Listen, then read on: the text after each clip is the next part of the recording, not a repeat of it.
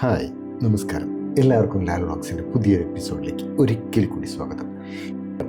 Hi, നമസ്കാരം. എല്ലാവർക്കും ലാൽ വ്ളോഗ്സിൻ്റെ പുതിയൊരു എപ്പിസോഡിലേക്ക് ഒരിക്കൽ കൂടി സ്വാഗതം. ഇന്ന് നമ്മൾ പോകുന്നത് കുടജാദ്രിയിലേക്കാണ്. നിങ്ങൾക്കെല്ലാം അറിയാമല്ലോ, കൊല്ലൂർ ശ്രീ മൂകാംബിക ദേവി ക്ഷേത്രത്തിൻ്റെ മൂലസ്ഥാനമാണ് കുടജാദ്രി മല എന്ന് പറയുന്നത്. കുടജാദ്രി മലയുടെ മുകളിലാണ് ശങ്കരാചാര്യർ സ്ഥാപിച്ച ശ്രീ ശാരദാ പീഠമുള്ളത്. അപ്പോൾ അവിടേക്കാണ് ഇന്നുള്ള യാത്ര. ആദ്യം തന്നെ നമ്മൾ കൊല്ലൂർ അമ്പലത്തിൽ പോയെങ്കിലും അത് ഈ വീഡിയോയിൽ നമ്മൾ ഉൾപ്പെടുത്തിയിട്ടില്ല. നമ്മൾ ബൈന്ദൂർ റെയിൽവേ സ്റ്റേഷനിൽ ഇറങ്ങി അവിടെ നിന്ന് നമുക്കൊരു ബസ് കിട്ടി. ആ ബസ്സിൽ നമ്മൾ കൊല്ലൂർ മൂകാംബിക ദേവി ക്ഷേത്രത്തിൽ വന്നിറങ്ങി അവിടെ റൂം എടുത്ത്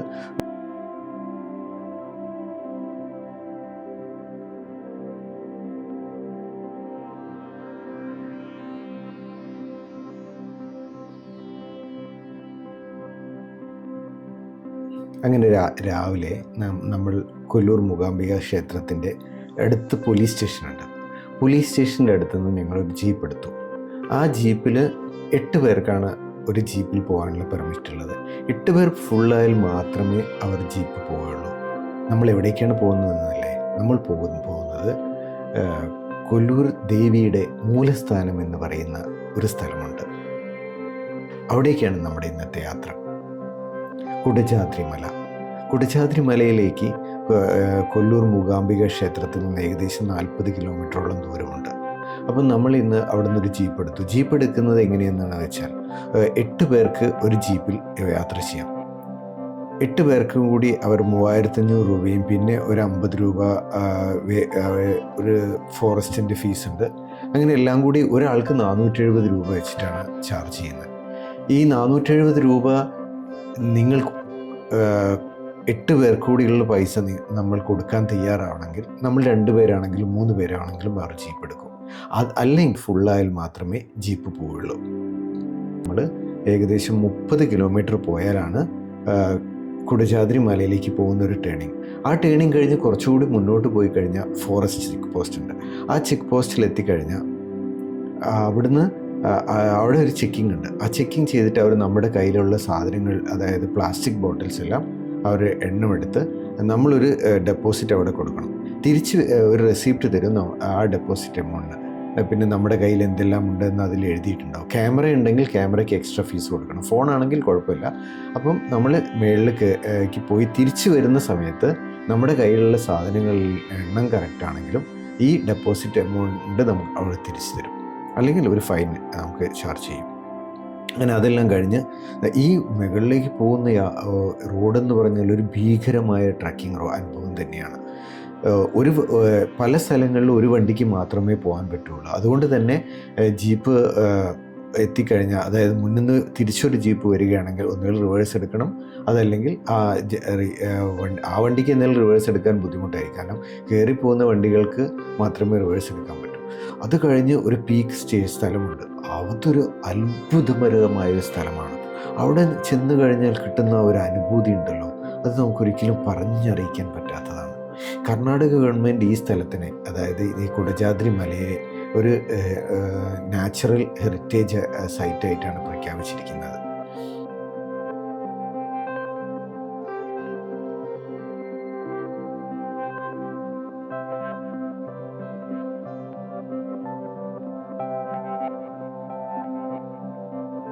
അങ്ങനെ നമ്മൾ മുന്നോട്ട് പോയി ജീപ്പുകൾ എത്തുന്ന ലാസ്റ്റ് ഒരു ഡെസ്റ്റിനേഷൻ ഉണ്ട്.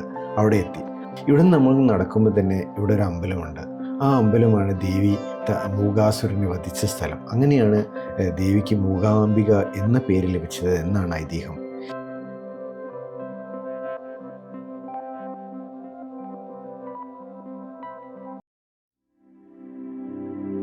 ഇവിടുന്ന് കുറച്ച് മുന്നോട്ട് പോയി കഴിഞ്ഞാൽ ഒരു ചെറിയൊരു കുളം കാണാം.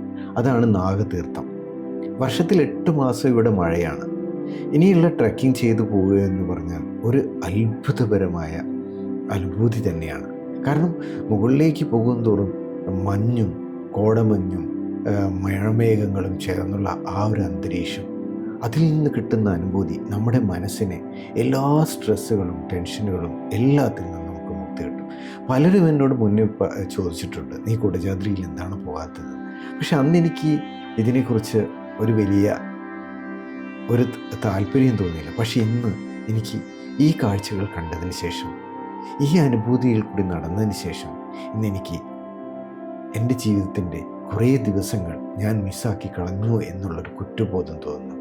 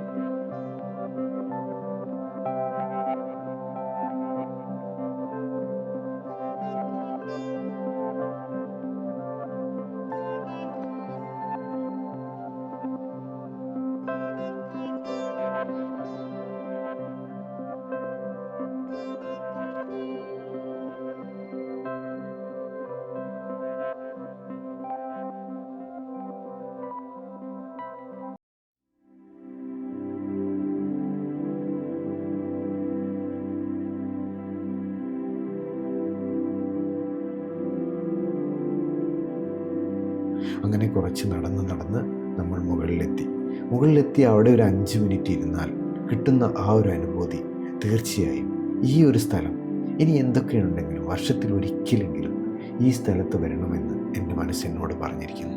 തീർച്ചയായും എല്ലാ വർഷവും ഒരിക്കലെങ്കിലും ഞാൻ ഇവിടെ വന്നിരിക്കും.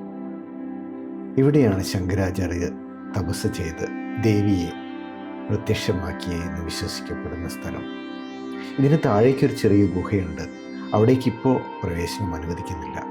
നിങ്ങൾക്ക് ഈ വീഡിയോ ഇഷ്ടപ്പെടുകയാണെങ്കിൽ നിങ്ങളുടെ അഭിപ്രായങ്ങളും നിർദ്ദേശങ്ങളും അറിയിക്കാൻ മറക്കരുത്. അതോടൊപ്പം തന്നെ നിങ്ങൾ ഈ ചാനൽ സബ്സ്ക്രൈബ് ചെയ്തിട്ടില്ലെങ്കിൽ സബ്സ്ക്രൈബ് ചെയ്യണേ. എല്ലാവർക്കും മറ്റൊരു വീഡിയോയുമായി കാണുന്നത് വരേക്കും നന്ദി, നമസ്കാരം.